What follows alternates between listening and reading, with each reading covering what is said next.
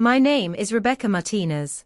I'm 28 years old, and I'm standing in the marble lobby of the Grand Sterling Hotel watching my sister Diana introduce me to her wedding guests as just staff. The words hit me like a slap across the face, as these distinguished people, in their designer gowns and tailored suits, look right through me like I'm invisible. What Diana doesn't know is that 6 months ago, I used my grandmother's inheritance to quietly purchase 60% controlling shares of this very hotel. She thinks I'm just another employee she can boss around, but tomorrow I'm going to show her exactly who runs this place. Before we dive into this story of family betrayal and ultimate revenge, I'd love to know where you're watching from. Drop your location in the comments below, and don't forget to hit that like button and subscribe for more dramatic family stories. Trust me, you won't want to miss what happens when my sister discovers the truth about who really owns her dream wedding venue. The Grand Sterling Hotel had been my second home for 8 long years. I started at the front desk right after college, working my way up through every department while earning my MBA from Wharton through night classes. The other employees respected me, the guests appreciated my attention to detail, and I had built genuine relationships throughout the hospitality industry. What I hadn't built was respect from my own family, particularly my older sister Diana. Diana had always been the golden child in our family. 4 years older than me, she sailed through Princeton on our parents' dime, landed a cushy marketing job at her boyfriend's family firm, and married Thomas Wellington III, whose family owned half the commercial real estate in the city. While I worked 60-hour weeks and studied until my eyes burned, Diana collected designer handbags and planned elaborate social events. Our mother never missed an opportunity to compare us, always highlighting Diana's successful marriage and prestigious career while dismissing my hotel work as just a job until you figure out what you really want to do. Everything changed 6 months ago when our grandmother Sophia passed away. Grandma Sophia had immigrated from Mexico with nothing but determination and had built a small empire through real estate investments and careful savings. She had watched both her granddaughters grow up, but she saw something in me that the rest of the family missed. When her will was read, Diana inherited grandmother's jewelry collection worth about $50,000. I inherited $2.3 million in cash and investments, with a note that said, Para mi nieta trabajadora, que nunca se rinde, for my hard-working granddaughter, who never gives up. I kept the inheritance secret from my family, knowing it would only create drama and resentment. Instead, I quietly hired a lawyer and financial advisor to help me purchase shares in the Grand Sterling through a shell company called Martinez Holdings LLC. The hotel's owner, James Patterson, was 65 and looking to reduce his involvement while maintaining operations. When I approached him with a serious offer for controlling interest, he was intrigued by my industry knowledge and operational experience. The deal was completed within 3 months, making me the majority owner while James retained 30% and stayed on as a consultant. During those months, Diana was deep in wedding planning mode. She had chosen the Grand Sterling as her venue, partly because she assumed my employee status would get her family discounts, and partly because she wanted to show off in front of Thomas's wealthy social circle. She booked the presidential suite for her wedding weekend, reserved the grand ballroom for the reception, and demanded my personal attention for every detail. When I tried to set boundaries about mixing family and work, she would pout and complain to our mother about my selfishness and lack of family loyalty. The worst part wasn't the extra work or even the entitled demands. It was the way Diana spoke about me to others, as if my career and achievements meant nothing. She would introduce me to her friends as my little sister who works at hotels, with a patronizing smile that made my skin crawl. She told people I was lucky to have steady work, since I wasn't really the academic type like her. Every conversation somehow circled back to her superior education, her important husband, and her sophisticated lifestyle, while positioning me as the family disappointment, who never quite measured up. James Patterson knew about my family situation, because he had overheard some of Diana's phone calls when she came to view the venue. He made it clear that he supported whatever decisions I wanted to make regarding the wedding, and he promised to keep my ownership stake confidential until I was ready to reveal it. He had built the Grand Sterling from a small boutique hotel into a luxury destination over 30 years, and he respected the work ethic and vision I brought to our partnership. More importantly, he understood that sometimes family relationships required delicate handling, and he trusted my judgment completely. As Diana's wedding weekend approached, I found myself torn between genuine love for my sister and growing resentment at her treatment of me. Part of me hoped the wedding would go smoothly, and that maybe afterward we could rebuild our relationship on more equal footing. But another part of me, the part that had endured years of condescension and casual cruelty, was starting to think that maybe it was time for Diana to learn exactly who she had been underestimating all these years. Friday afternoon brought the arrival of Diana's wedding party in a convoy of luxury cars and hired drivers. I watched from the concierge desk as she swept through the lobby in a cloud of expensive perfume and designer luggage, her voice carrying across the marble floors as she directed her bridesmaids and barked orders at the bellhops. She spotted me immediately and waved me over with the imperious gesture of someone accustomed to being obeyed without question. "Rebecca." Finally, someone competent, she announced loudly enough for the entire lobby to hear. "I need you to personally handle our group's needs this weekend. Thomas's family is very particular about service standards, and I told them my sister works here so everything will be perfect."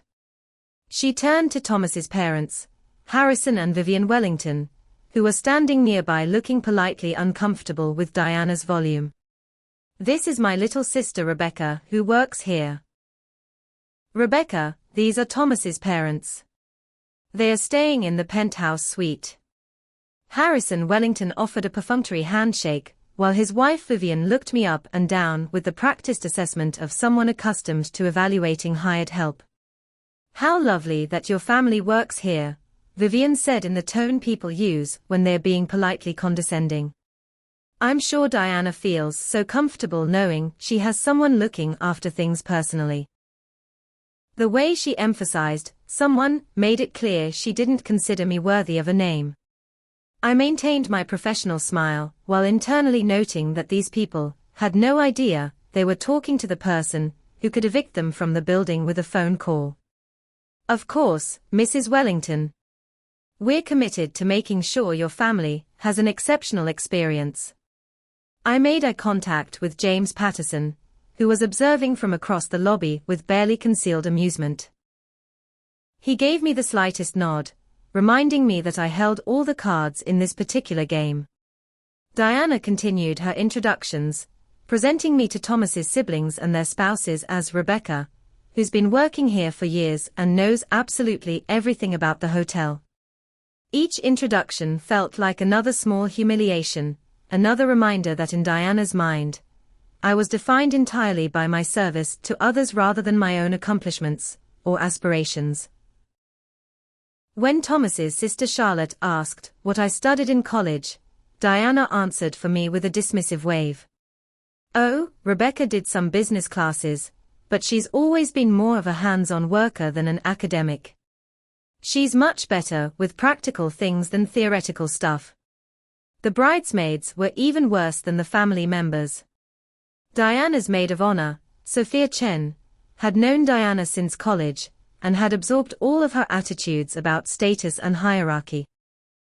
She treated me like personal staff from the moment she walked through the doors, snapping her fingers when she wanted attention, and addressing me in the third person even when I was standing right next to her. "Diana, can your sister bring more towels to my room? And I need someone to steam my dress for tonight's dinner. Oh, and the bathroom products aren't the brand I requested. Can someone fix that?" I found myself running errands that any guest services representative could have handled, but Diana insisted that I personally attend to every request, because family takes care of family.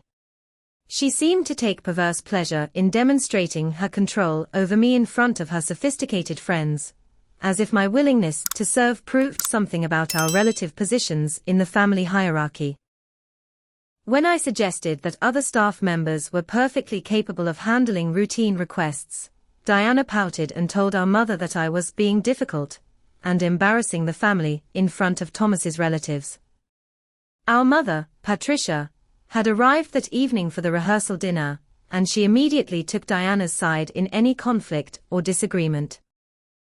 When I politely declined to personally carry Diana's shopping bags to her suite, our mother pulled me aside and lectured me about family loyalty and supporting Diana during her special weekend. This is the most important weekend of her life, Rebecca. Can't you just be helpful for once instead of making everything about yourself? Diana has worked so hard to build relationships with Thomas's family, and you're making her look bad. The evening's first act of retaliation came naturally. As the hotel's secret majority owner, I had access to all the building's systems through my executive override codes. The presidential suite's climate control system experienced a mysterious malfunction that evening, with temperatures fluctuating wildly between freezing cold and stifling hot. The maintenance team, following my discreet instructions, determined that the issue would require extensive overnight repairs that made the suite temporarily uninhabitable. Diana's reaction was predictably dramatic. She stormed down to the front desk in her silk pajamas, demanding to speak to the manager, and threatening to sue the hotel for ruining her wedding weekend. When I appeared to help coordinate alternative accommodations, she immediately blamed me for the mechanical failure, as if I had personally sabotaged her room out of jealousy. I can't believe this is happening. Rebecca, you work here. Why didn't you prevent this? Why can't you fix it right now? This is exactly the kind of thing I was worried about with Thomas's family staying here. I maintained my sympathetic expression while arranging for Diana and Thomas to be moved to our largest standard suite, which was still luxurious, but noticeably smaller than the presidential accommodations she had specifically requested to impress her in-laws. I'm so sorry this happened, Diana. The maintenance team is working around the clock to resolve the issue, but these older buildings sometimes have unexpected problems with their systems. The suite I've arranged for you has a beautiful view and all the same amenities, just in a slightly different layout. Diana spent the rest of the evening complaining loudly about the inconvenience, telling anyone who would listen that the hotel's incompetence was ruining her perfect wedding plans. She made several pointed comments about how disappointed she was in the service, especially considering that her own sister worked there, and should have ensured everything went smoothly. Thomas tried to calm her down, pointing out that the new suite was perfectly comfortable, and that one night's inconvenience wouldn't affect their wedding day, but Diana was determined to see the mechanical failure as a personal insult and my inability to fix it as proof of my professional inadequacy. Saturday morning brought new levels of entitlement and condescension that pushed my patience to its absolute breaking point. Diana's bridesmaids had decided that since I worked there anyway, I should serve as their personal concierge for the entire weekend. Sophia Chen called my room at 6:30 in the morning demanding that I personally deliver breakfast to the bridal suite, complete with specific dietary requirements and presentation requests that would have challenged a 5-star restaurant kitchen. When I arrived with the catered breakfast spread, I found the bridesmaids lounging in silk robes and treating the suite like their personal palace. They barely acknowledged my presence except to complain that the coffee wasn't hot enough, the pastries weren't the exact varieties they had requested, and the fruit arrangement looked unprofessional. Diana emerged from the bedroom like a queen holding court, directing me to rearrange the furniture, adjust the lighting, and coordinate with the florists, who were arriving later that morning. Rebecca, I need you to understand something, Diana said in the tone she usually reserved for explaining complicated concepts to small children. Thomas's family has very high standards for service and attention to detail. They are used to the finest hotels in New York and Europe, and they chose to stay here because I assured them that my sister would personally guarantee everything was perfect. I need you to be available all day today to handle any issues that come up, because I can't have anything go wrong in front of these people. The most humiliating moment came during the bridal brunch in the hotel's private dining room. Diana had invited her closest friends and Thomas's female relatives for an elegant meal where she planned to distribute bridesmaid gifts and take photos for social media. I was supposed to be a guest at this gathering, wearing a beautiful dress I had bought specifically for the occasion, but Diana had other plans for my participation. As soon as I sat down at the table, Diana stood up and clinked her champagne glass to get everyone's attention. Ladies, I want to take a moment to appreciate my wonderful sister Rebecca, who works here at the Grand Sterling and has been absolutely invaluable in making this weekend special. Rebecca is so lucky to have a job here since she couldn't quite make it in the real world like the rest of us, but she's found her niche in hospitality, and we're all benefiting from her connections today. The table erupted in polite laughter and appreciative murmurs about how helpful it must be to have a sister in the hotel business. Thomas's Aunt Margaret made a comment about how convenient it was that Diana had someone on the inside to ensure special treatment, while Diana's college friend Jennifer joked about getting family rates for future stays. Each comment felt like a small knife twisting in my chest, reducing my years of hard work and professional achievement to nothing more than a useful connection for Diana's social climbing. The humiliation deepened when Diana asked me to personally serve the champagne and coordinate with the photographer for the group shots. Rebecca, can you make sure everyone's glasses are full and help arrange people for photos? You're so good at that kind of thing, and it would really help me focus on enjoying the moment with my girls. I found myself playing the role of hired help at my own sister's celebration, pouring drinks and adjusting flowers while the other women discussed their careers, their travel plans, and their sophisticated lives. When I finally sat down to eat, the conversation immediately shifted to topics that excluded me entirely. They discussed mutual friends I had never met, charity galas I couldn't afford to attend, and vacation destinations that cost more than my annual salary before my inheritance. Diana's friend Ashley made a particularly cutting comment about how different people find fulfillment in different ways, with a meaningful glance in my direction that suggested she found my chosen path pitifully limited. The afternoon brought fresh indignities as Diana's demands escalated beyond anything resembling reasonable requests. She insisted that I personally iron her wedding dress, because she didn't trust the hotel's laundry service with something so important. She demanded that I rearrange the flowers in the ceremony space, because they didn't look quite right from her perspective.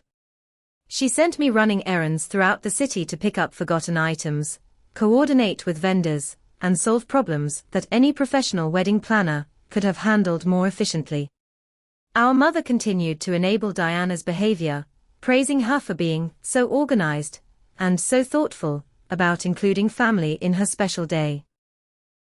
When I expressed frustration about being treated like hired help rather than a beloved sister, our mother scolded me for being selfish and making Diana's wedding about yourself. She reminded me that Diana had worked so hard to build a successful life and deserved to have everything perfect for her big day.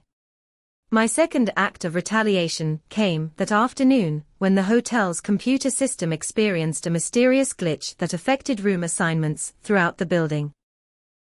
Half of the wedding party found themselves downgraded from premium suites to standard rooms, with no clear explanation for the technical malfunction. The front desk staff, following protocols I had established during my operational management training, apologized profusely, but explained that the system backup would take hours to restore, and that alternative accommodations were limited due to high occupancy. Diana's reaction was swift and vicious. She stormed through the lobby screaming about incompetence and threatening to leave negative reviews on every travel website she could find. When she spotted me near the concierge desk, she marched over and unleashed her fury in front of a lobby full of guests and staff members. "Rebecca, this is unacceptable. I specifically told you that Thomas's family needed to be taken care of, and now his cousins are stuck in regular rooms like common tourists. How could you let this happen? Don't you have any influence here at all? What exactly do they even pay you for?" Her public tirade drew stares from everyone in the vicinity, including several of Thomas's relatives, who looked uncomfortable witnessing such a display. I maintained my professional composure while privately enjoying Diana's frustration, knowing that she had no idea she was screaming at the person who could resolve every one of her problems with a single phone call. Instead, I offered to work with the front desk team to find solutions and promised to personally monitor the situation throughout the evening. That night, as I lay in my own room listening to Diana's continued complaints echoing through the hallways, I realized that my sister's treatment of me wasn't going to improve after the wedding.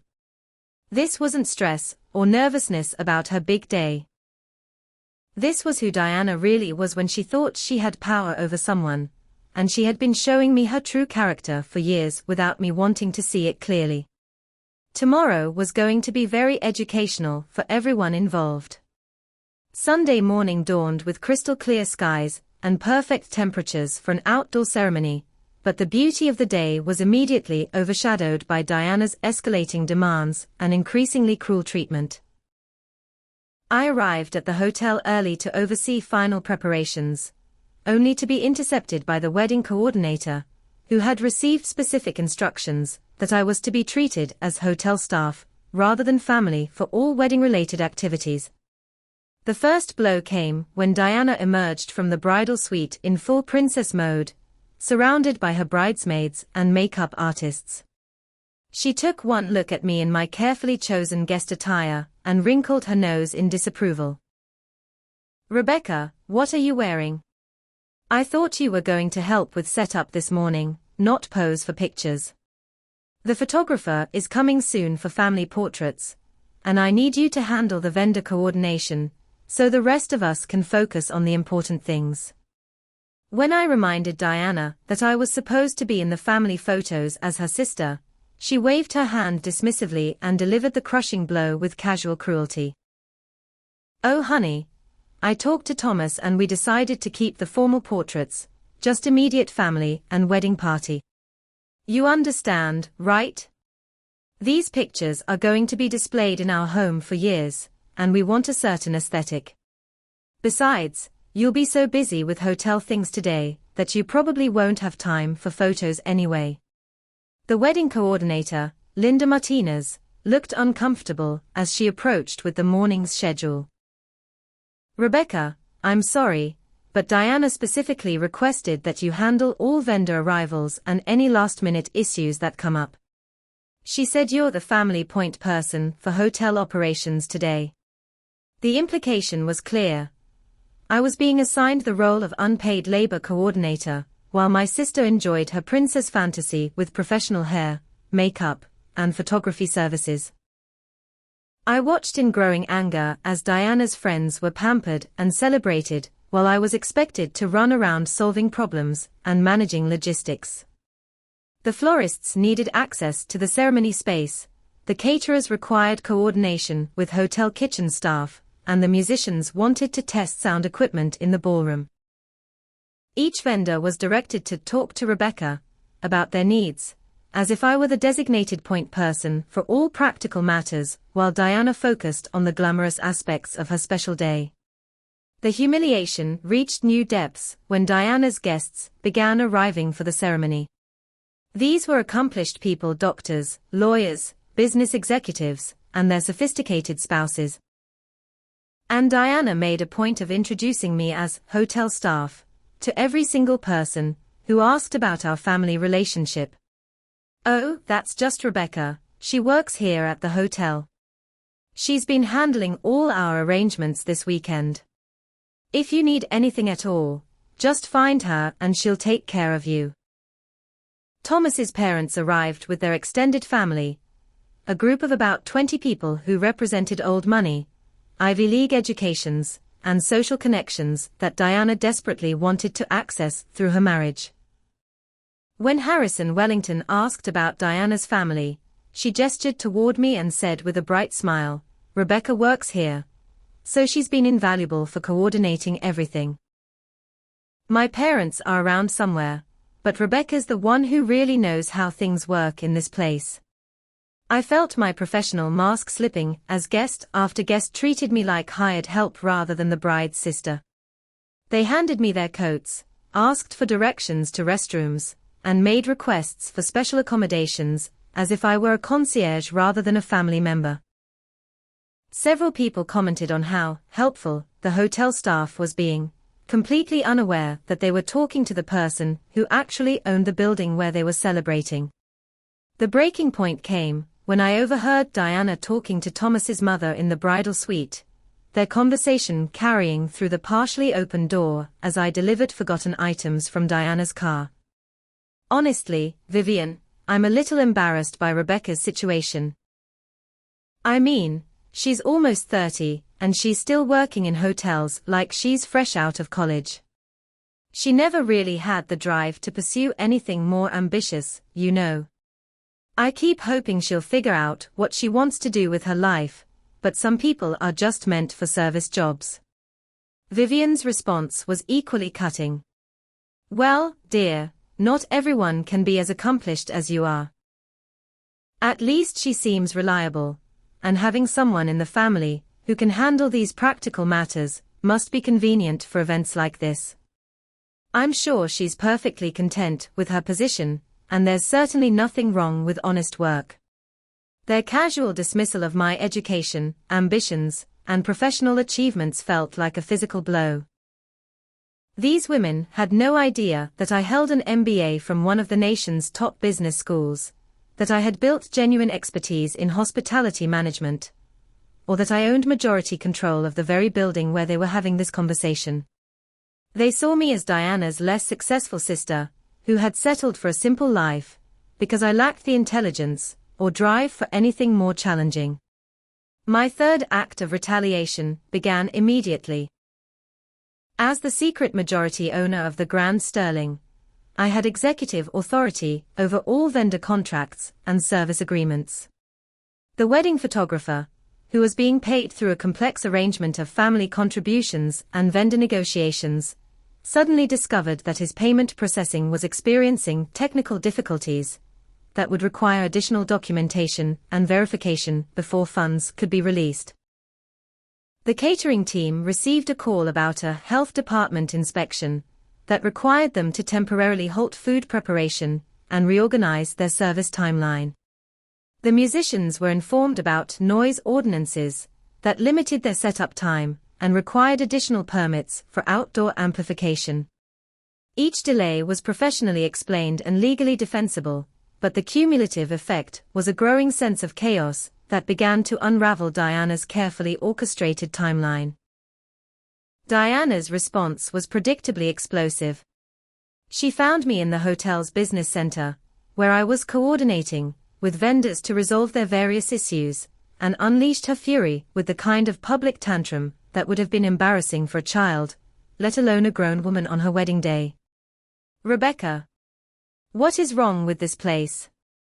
Nothing is working right, vendors are complaining about bureaucracy, and you're just standing around making phone calls instead of fixing things."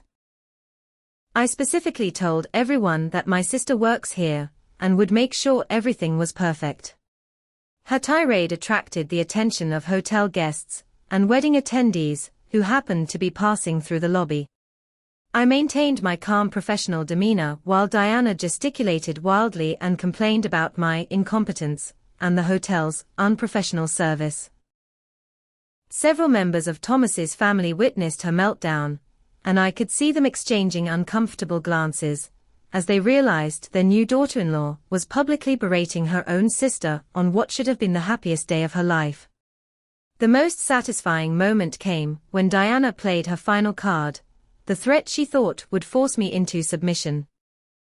Standing in the middle of the marble lobby, with her wedding dress pristine, and her makeup flawless, she pointed at me dramatically and declared in a voice that carried throughout the space, "You know what, Rebecca?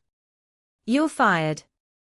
I don't care if you work here or not, you're clearly not capable of handling simple coordination tasks. I want you off this property immediately, and I'll be speaking to your manager about your unprofessional attitude and complete failure to support your own family." The silence that followed was deafening. Hotel staff members froze in their tasks, wedding guests stopped their conversations, and even the background music seemed to pause as everyone processed what they had just witnessed. Diana stood there with her hands on her hips, clearly expecting me to burst into tears or beg for forgiveness, her expression showing the satisfaction of someone who believed they had finally put an insubordinate employee in their proper place. Instead, I smiled. It was a calm, confident smile that seemed to confuse Diana more than any tears or protests would have. "That's interesting, Diana," I said in a voice that carried just far enough for the gathered crowd to hear. "I'll make sure to let management know about your concerns." The mysterious quality of my response, combined with my complete lack of distress about being fired, seemed to puzzle everyone who was watching, including Diana herself. The confusion in Diana's eyes when I didn't react to her firing ultimatum was the first crack in her confidence, but she quickly recovered her imperious attitude and continued directing the wedding preparations, as if nothing had happened. What she failed to notice was the way hotel staff members continued to approach me for direction, or how James Patterson appeared in the lobby shortly after her outburst and spent several minutes in quiet conversation with me before nodding and walking away with a satisfied expression. My fourth act of retaliation began with the wedding flowers. The elaborate centerpieces and ceremony arrangements that Diana had spent months planning suddenly became the victim of a vendor miscommunication that resulted in the wrong color palette being delivered to the hotel. Instead of the sophisticated ivory and blush roses she had specified, the florists arrived with bright pink and orange blooms that clashed horribly with her carefully chosen wedding aesthetic. Diana's reaction was immediate and volcanic. She screamed at the florists, who apologetically explained that their paperwork showed a last-minute color change that had been approved by hotel management. She demanded to speak to whoever had authorized the modification, but the florists could only produce documentation with official hotel letterhead bearing executive approval signatures. When Diana stormed to the front desk demanding explanations, she was told that such changes required authorization from upper management, who were currently unavailable for consultation. "Rebecca." Diana's voice echoed through the lobby as she spotted me calmly discussing arrangements with the banquet manager. "I know you're behind this somehow. These flowers are completely wrong, and someone told the florists that management approved a color change. You need to fix this right now, or I swear I will make sure you never work in hospitality again." I maintained my professional composure while explaining that I had been fired earlier that morning and therefore couldn't assist with wedding-related issues. "Diana, you made it very clear that I'm no longer authorized to handle your event coordination. I'm sure the hotel's management team will work with you to resolve any concerns you might have." The innocuous response seemed to frustrate her more than any argument would have, particularly because several wedding guests had overheard her public termination of my services and were now watching to see how the situation would unfold. Thomas, who had been noticeably quiet during most of his bride's tantrums, finally approached us with obvious concern about his fiancée's behavior. "Diana, maybe we should focus on enjoying our wedding day instead of worrying about flower colors. The ceremony is supposed to start in 2 hours, and our guests are starting to notice all the drama." His suggestion that she was creating unnecessary drama sent Diana into another spiral of indignation about how everyone was failing to understand the importance of perfection on her special day. The next disruption came when the wedding cake, a four-tier masterpiece that cost more than most people's monthly salary, was delayed due to a kitchen emergency at the bakery. The pastry chef called to explain that her equipment malfunction had required them to start over on the decorative elements, pushing back delivery by several hours. Since the reception wasn't scheduled to begin until evening, the delay wouldn't affect the actual celebration, but it added another layer of stress to Diana's increasingly fragmented composure. Marcus Thompson, the hotel's head of security, and one of the few people who knew my secret ownership status, began making his presence more visible throughout the afternoon. He approached me in front of several wedding guests and addressed me respectfully as, asking for guidance on crowd control and event logistics. When Diana demanded to know why security was taking directions from someone who had been fired, Marcus explained that he followed protocols established by hotel ownership and couldn't discuss operational chains of command with unauthorized personnel. The most effective sabotage came when a fire safety inspection was triggered during the cocktail hour, requiring partial evacuation of the ballroom while authorities verified that occupancy limits and emergency protocols were being properly followed. The inspection was legitimate. I had simply expedited a routine review that had been scheduled for the following week, but the timing created maximum inconvenience for Diana's carefully planned timeline. Wedding guests found themselves standing in the hotel garden while fire marshals examined emergency exits and ventilation systems. The delay lasted exactly 45 minutes, just long enough to disrupt the catered appetizer service and force the musicians to restart their playlist when guests were finally allowed back inside. Diana's humiliation was complete when several of Thomas's relatives commented loudly about the unprofessional management and poor planning that had allowed regulatory issues to interfere with their celebration. James Patterson chose that moment to make his grand appearance, approaching our group with the confident bearing of someone accustomed to being the most important person in any room. He was impeccably dressed in a tailored suit that probably cost more than most cars, and he carried himself with the easy authority of successful wealth. When he reached our conversation circle, he made a point of greeting me warmly before acknowledging any of the wedding party.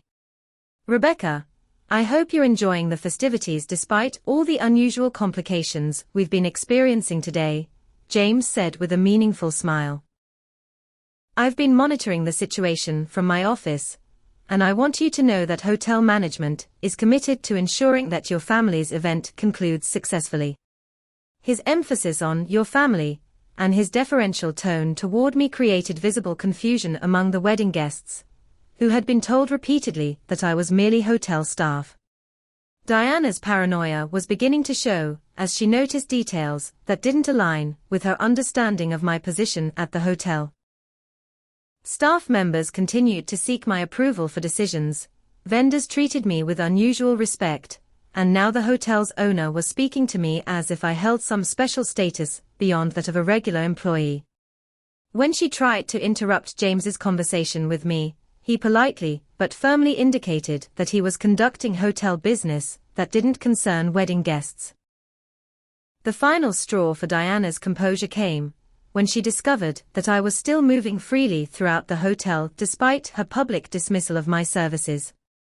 She had assumed that firing me would result in my immediate departure from the property, but instead I was more visible than ever, consulting with staff members and coordinating with various departments, as if nothing had happened.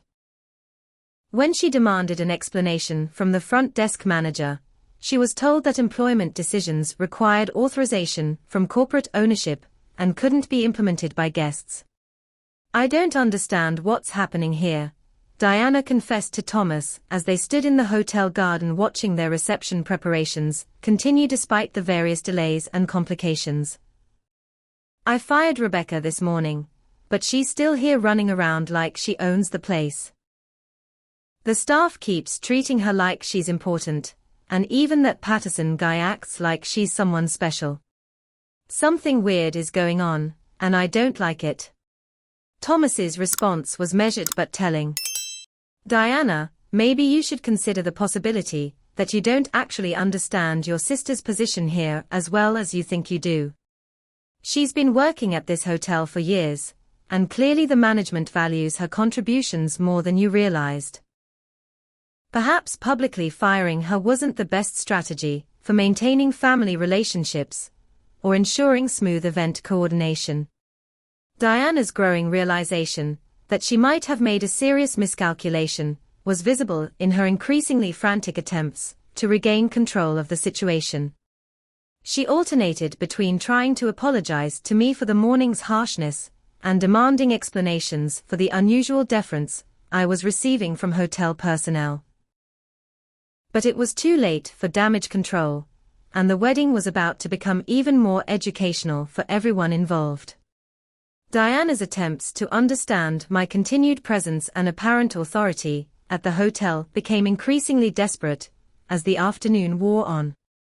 She had expected her dramatic firing to send me home in tears, but instead I was more visible than ever, moving through the building with the confident bearing of someone who belonged there.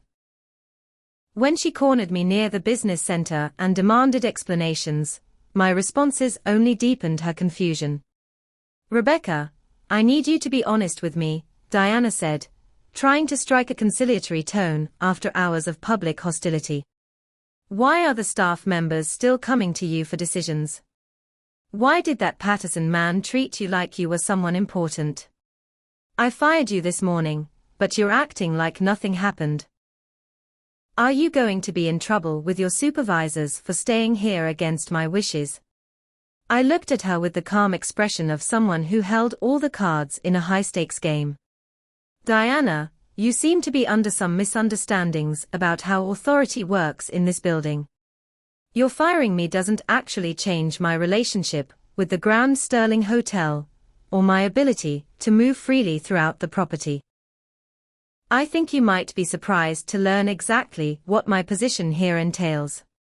The cryptic response clearly frustrated Diana, who was accustomed to having people explain themselves when she demanded answers.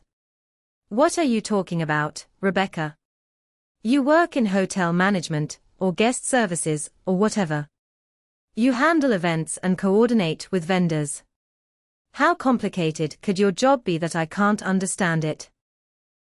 Her tone suggested that she still viewed my career as something simple and straightforward that couldn't possibly involve complexities beyond her comprehension. James Patterson chose that moment to approach us again, this time carrying a manila folder that contained official-looking documents. "Rebecca, I have those ownership reports you requested earlier, along with the quarterly financial statements and the vendor authorization updates. Would you like to review them in your office, or should I leave them with your assistant for later?" His casual mention of my office and my assistant sent visible shock waves through Diana's expression. "Ownership reports," Diana repeated slowly, as if the words didn't make sense in the context of our conversation. "Rebecca, what is he talking about? You don't have an office here, do you? You're not involved in ownership anything. You work in hospitality services." Her voice carried a note of rising panic, as she began to suspect that her understanding of my role was somehow fundamentally flawed. I exchanged a meaningful look with James before responding to Diana's questions. "I think there are several things about my professional life that you've never bothered to ask about or understand. You've been so focused on your own achievements and status that you might have missed some important developments in other people's lives." The gentle but pointed rebuke hit its target, and Diana's face flushed with a combination of embarrassment and growing alarm. Thomas appeared beside us, drawn by Diana's increasingly agitated voice and the obvious tension in our conversation. He had been watching the day's events with growing concern about his bride's behavior, and the strange dynamics between his new family members were clearly troubling him. "Is everything okay over here? Diana, you look upset." "Rebecca, I apologize if my wife's stress about the wedding has created any workplace difficulties for you." His polite, but formal address seemed to underscore the distance that Diana's treatment had created between us. Here was her new husband apologizing to me as if I were a service provider who had been mistreated by a difficult customer, rather than his sister-in-law, who deserved basic family courtesy regardless of my professional obligations.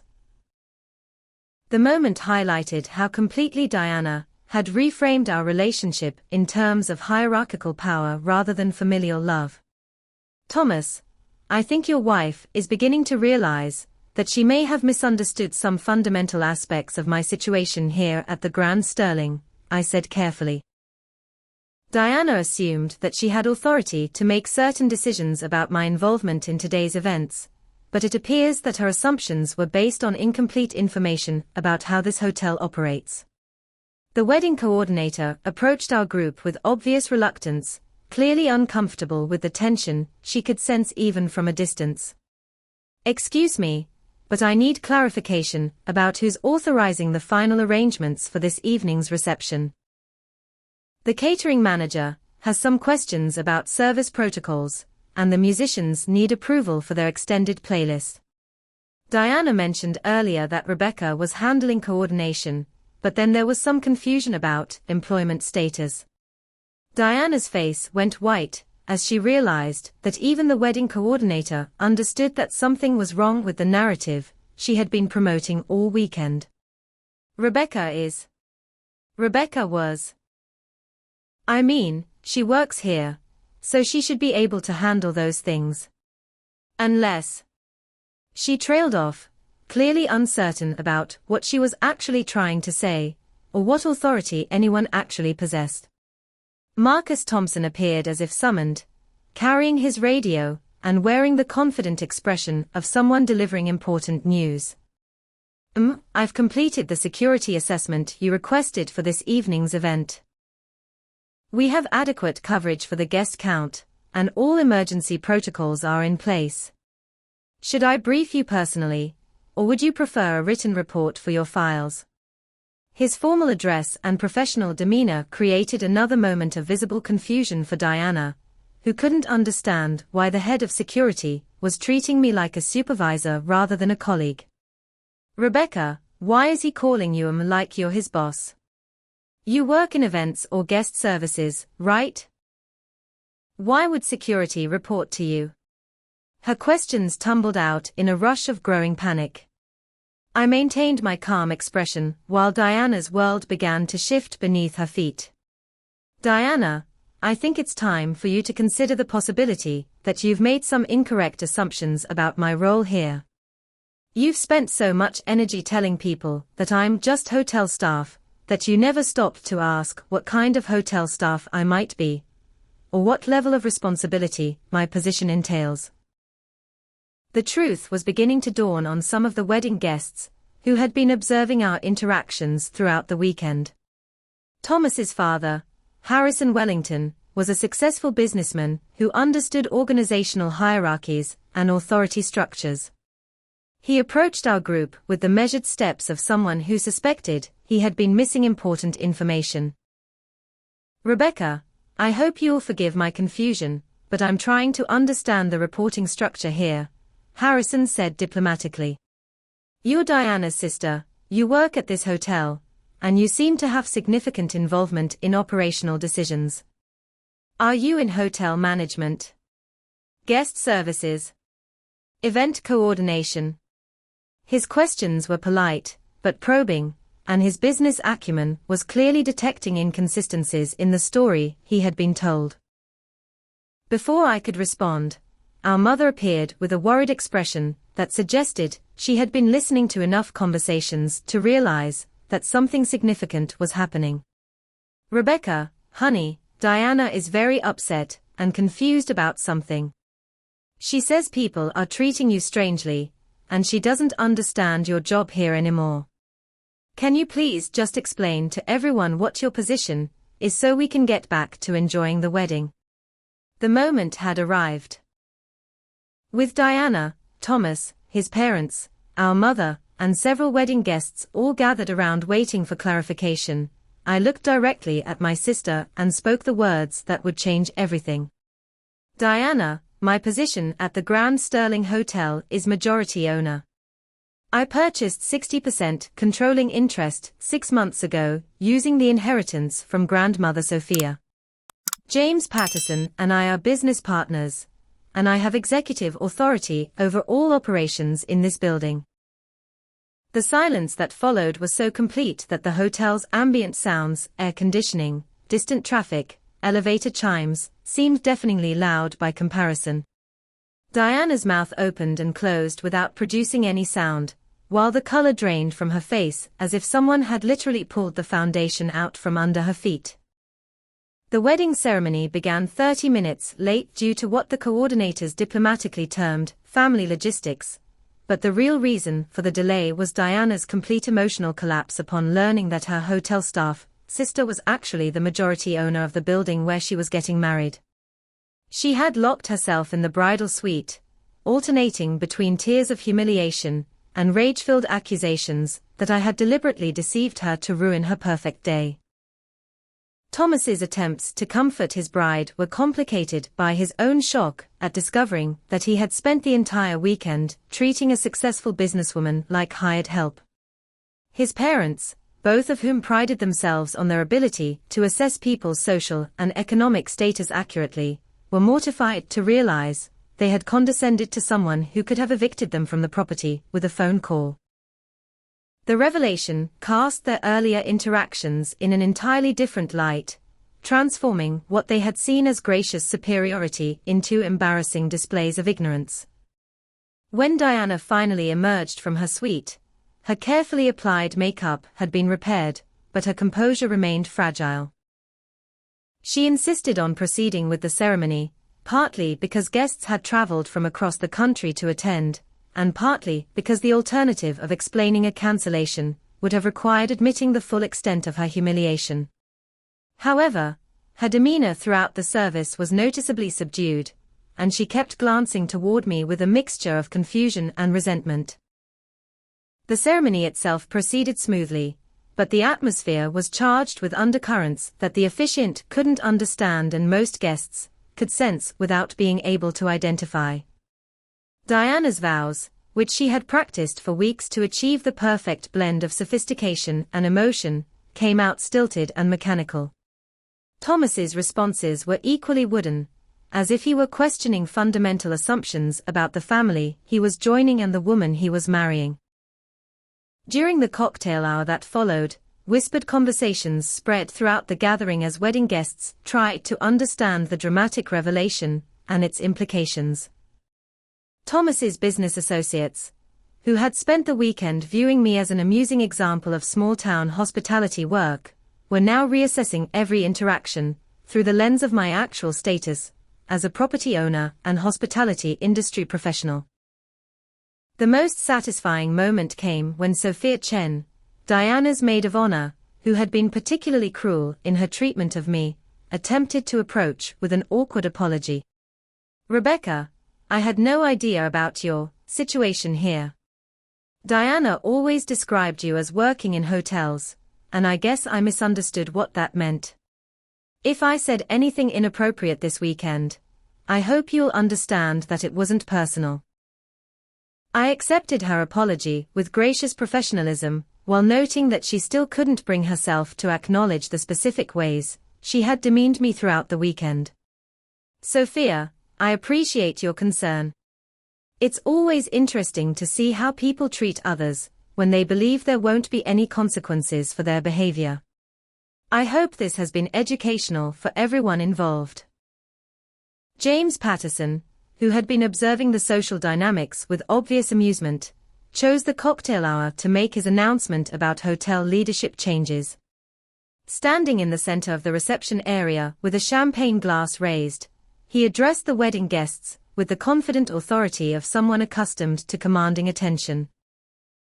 "Ladies and gentlemen, while we're celebrating Thomas and Diana's beautiful wedding, I'd like to take a moment to recognize some exciting developments here at the Grand Sterling Hotel.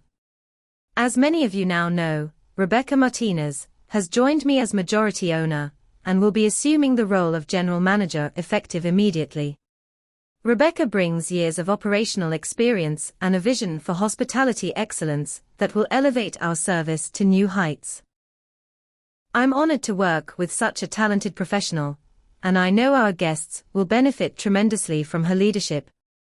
The polite applause that followed was accompanied by dozens of sideways glances toward Diana, whose face had gone pale again, as the full implications of the weekend's events settled over her. Not only had she publicly mistreated the hotel's owner, but she had done so in front of a room full of people who were now witnessing her humiliation. The wedding she had planned as a showcase of her social advancement had become a demonstration of her poor judgment and cruel character. Our mother approached me during the reception with tears in her eyes and a stammered apology that revealed her own shock at learning about my business success. "Rebecca, honey, I had no idea.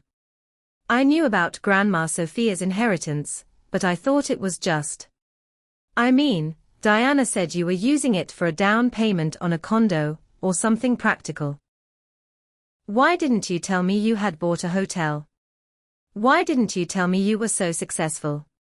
Her question highlighted the fundamental problem with our family dynamics, the assumption that my life was simple and straightforward, because I hadn't announced my achievements with the same fanfare that Diana used for her accomplishments. "Mom, I tried to share my excitement about the MBA program, about the promotion opportunities, about the business plans I was developing. But every conversation somehow became about Diana's latest achievement or social event. After a while, it seemed easier to just let people make their own assumptions." Thomas's father sought me out later in the evening for a conversation that was clearly intended to repair damage and establish new social footing. "Rebecca, I owe you a sincere apology for my behavior this weekend. I pride myself on being able to read people and situations accurately, and I completely failed to recognize your accomplishments or status. I hope you'll consider my mistakes a product of misinformation rather than intentional disrespect." His diplomatic approach impressed me, and I could see where Thomas had learned his measured communication style.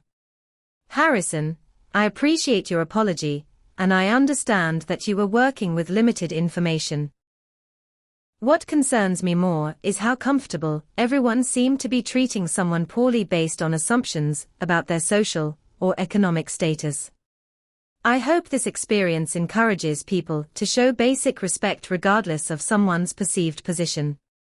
The reception continued with forced normalcy, but the underlying tension was palpable. Diana's behavior oscillated between attempts to pretend nothing had changed and moments of obvious resentment toward me for ruining her perfect day. She made several pointed comments about how family members should be honest with each other, conveniently forgetting her own role in creating an environment where honest communication was impossible.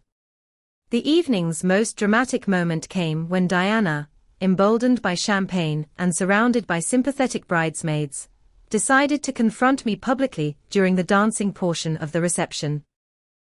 She approached me near the band setup and spoke loud enough for nearby guests to overhear, clearly intending to salvage some dignity through a display of righteous indignation.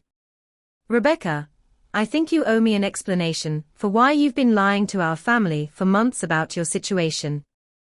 You let me plan my wedding here thinking you were just an employee, and then you sabotaged everything this weekend to embarrass me in front of my husband's family. What kind of sister does that? What kind of person pretends to be something they are not just to make their family look foolish?" Her attempt to cast herself as the victim of my deception was so audacious that several nearby guests stopped dancing to listen to the confrontation. Thomas appeared beside his wife with obvious concern, while James Patterson moved closer to our conversation with protective alertness. The moment required careful handling, as Diana's public accusation demanded a response that would establish the truth without completely destroying what remained of our family relationships. Diana's public accusation that I had deceived the family and sabotaged her wedding gave me the perfect opening to address the weekend's events comprehensively and establish the record clearly for everyone who had witnessed her behavior. Standing in the center of the reception area with dozens of wedding guests listening, I responded to her charges with calm precision that highlighted the absurdity of her victim narrative. "Diana, let me address your concerns systematically," I began, my voice carrying the professional authority I had developed through years of managing difficult situations. "First, I never lied to anyone about my position. You assumed I was low-level staff because you never bothered to ask about my responsibilities, education, or career progression. When I tried to discuss my MBA studies or promotion opportunities, you dismissed those conversations as boring or irrelevant." The truth of this statement was obvious to our mother, who visibly winced as she remembered years of cutting off my attempts to share professional achievements. Several wedding guests, who had observed Diana's condescending treatment throughout the weekend, nodded in recognition, having witnessed her pattern of dismissing my contributions and speaking about me in demeaning terms. Second, regarding the weekend's complications, I continued, every single technical difficulty was a direct response to your decision to treat me like hired help rather than your sister. The air conditioning malfunction came after you publicly introduced me as just hotel staff. The room downgrades happened after you demanded that I personally serve your bridal party breakfast in bed. The vendor delays coincided with your increasingly abusive demands and public humiliation. Thomas's face showed dawning comprehension as he realized that his bride's behavior had triggered systematic retaliation from someone with the authority to make his wedding weekend miserable. His parents exchanged uncomfortable glances, clearly understanding that they had witnessed Diana creating her own problems through poor judgment and cruel treatment of family. "Most importantly," I said, looking directly at Diana with the steady gaze of someone who would not be intimidated, "you need to understand that respect isn't conditional on someone's perceived status or usefulness to you. You treated me horribly this weekend not because you thought I was staff, but because you thought you had power over me and there would be no consequences for your cruelty. That says something fundamental about your character that has nothing to do with anyone else's job title." Diana's attempt to respond was cut off by James Patterson, who stepped forward with the authoritative bearing of someone accustomed to ending disputes decisively. "I think this conversation has revealed enough about the situation for everyone to understand what happened here. Diana, you'll be receiving a bill for the additional services and accommodations that were required to address the various complications this weekend. Rebecca showed remarkable restraint in allowing your celebration to continue despite your abusive treatment of hotel ownership." The mention of additional charges sent visible panic across Diana's face, as she realized that her weekend of demands and tantrums would have financial consequences beyond the emotional damage to family relationships. Thomas immediately stepped forward to handle the situation diplomatically, clearly understanding that his family's reputation was at stake and that further conflict would only worsen their position. "James, Rebecca, I apologize sincerely for any disruption Diana's stress may have caused to your hotel operations," Thomas said with the measured tone of someone conducting damage control. "We'll certainly take responsibility for any additional costs, and I hope you'll consider the weekend's difficulties a product of wedding pressure rather than intentional disrespect." His diplomatic language couldn't disguise his obvious embarrassment about his wife's behavior. Our mother approached the conversation with tears streaming down her face and a posture of complete defeat. "Rebecca, I am so sorry. I enabled Diana's treatment of you this weekend, and I'm ashamed of how I've always favored her accomplishments over yours. I didn't know about the hotel ownership, but that's no excuse for not defending you when she was being cruel. Can you ever forgive me for being such a terrible mother to you?" Her raw emotional breakdown was genuine and painful to witness. Years of unconscious favoritism and enabling behavior had culminated in this public recognition of failure, and the depth of her regret was obvious to everyone present. Several wedding guests looked away uncomfortably, recognizing the intimate family pain that was being exposed in their presence. "Mom, we'll work through this as a family, but it's going to take time and genuine change," I responded carefully. The pattern of dismissing my achievements while celebrating Diana's needs to stop permanently.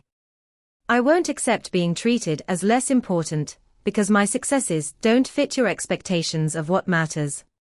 Diana's bridesmaids, who had spent the weekend treating me with casual cruelty, began approaching with awkward apologies that revealed their panic about potential professional or social consequences. Sophia Chen was particularly desperate in her attempts to minimize the damage, clearly worried that her behavior might affect her own career prospects in our interconnected professional world. "Rebecca, I feel terrible about this weekend," Sophia said with obvious anxiety. "I was following Diana's lead about how to treat you, and I realize now that was completely inappropriate. I hope you understand that I would never intentionally disrespect someone in your position. Is there anything I can do to make this right?" The transparent nature of her concern, worried about consequences rather than genuinely remorseful about cruelty, was typical of the weekend's revelations about people's character. "Sophia, I think this has been educational for everyone about the importance of treating people with basic respect regardless of their perceived status. I hope you'll remember this lesson in future interactions." Thomas's business associates, who had witnessed the weekend's dynamics and understood the professional implications of alienating a successful businesswoman, began approaching with networking-focused conversations that completely ignored the family drama.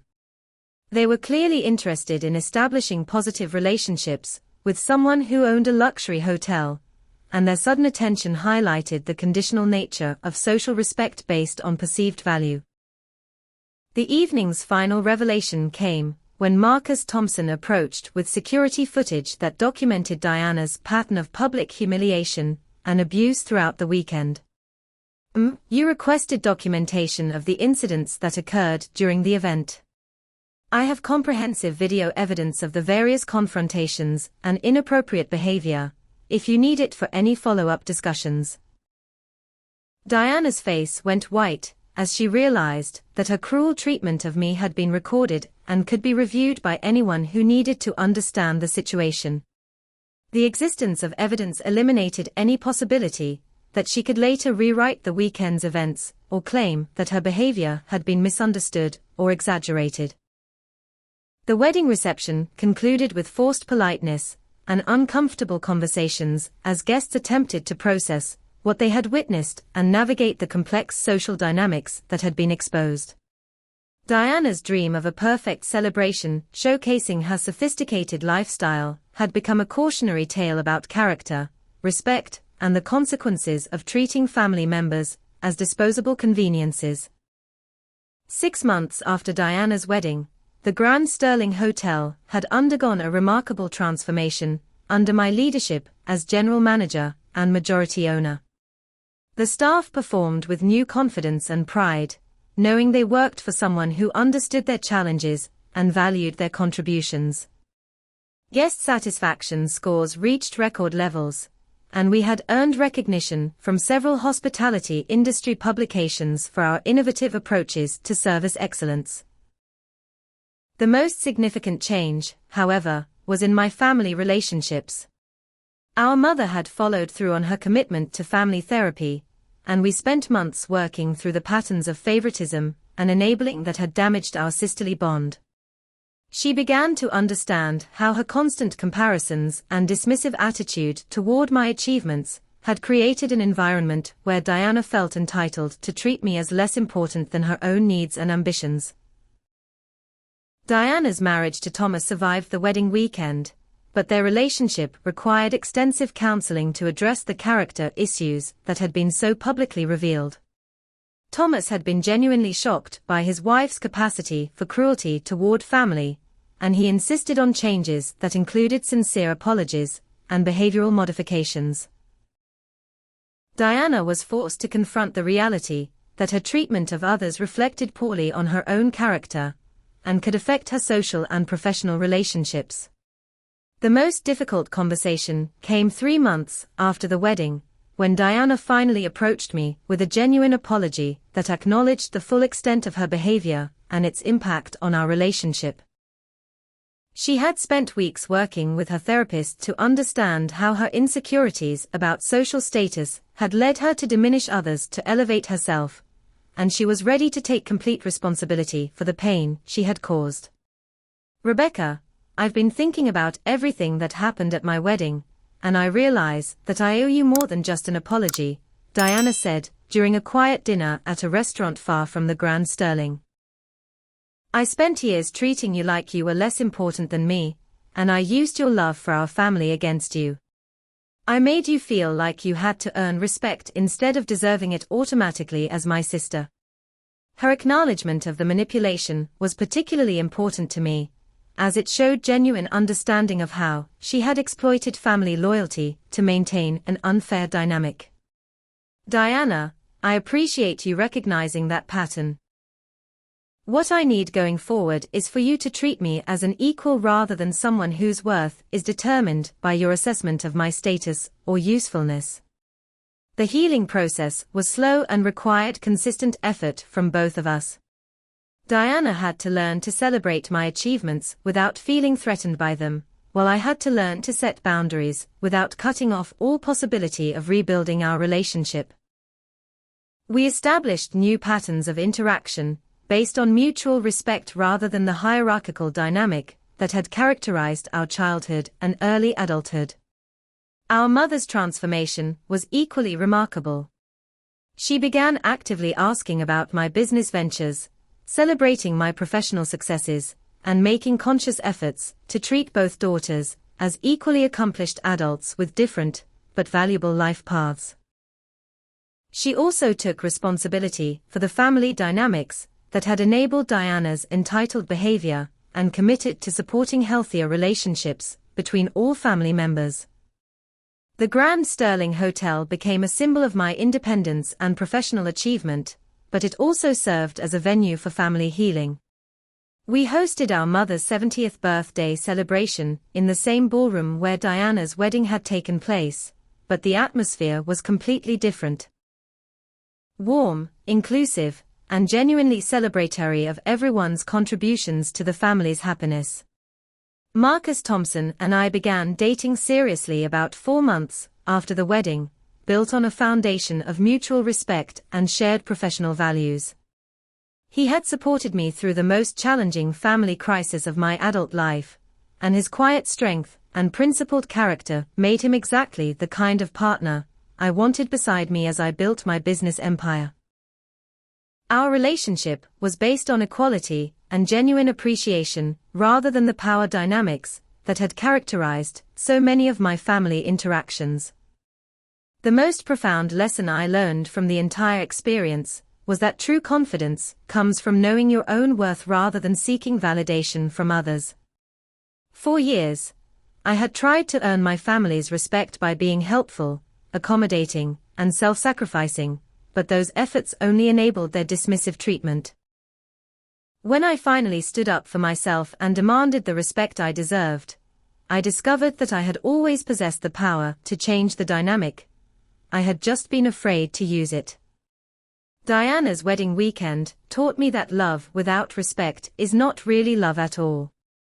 Family relationships that require one person to accept diminished status in order to maintain peace are fundamentally unhealthy and unsustainable.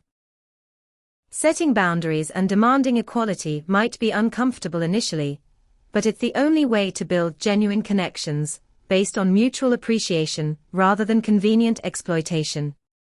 The business success I achieved with the Grand Sterling also reinforced my belief in the value of hard work, education, and strategic thinking. Grandmother Sophia's inheritance gave me the financial means to pursue my vision, but the professional skills and industry knowledge I had developed over years of dedicated effort were what made that vision achievable. Success isn't just about having resources, it's about having the competence and wisdom to use those resources effectively. Looking back on that transformative weekend, I'm grateful for the crisis that forced our family to confront its dysfunction and rebuild on healthier foundations. Diana's cruel treatment was painful, but it also gave me the motivation to finally assert my worth and demand the respect I had always deserved. Sometimes people need to see your power before they remember your value, and sometimes you need to use that power to teach important lessons about human dignity and family love.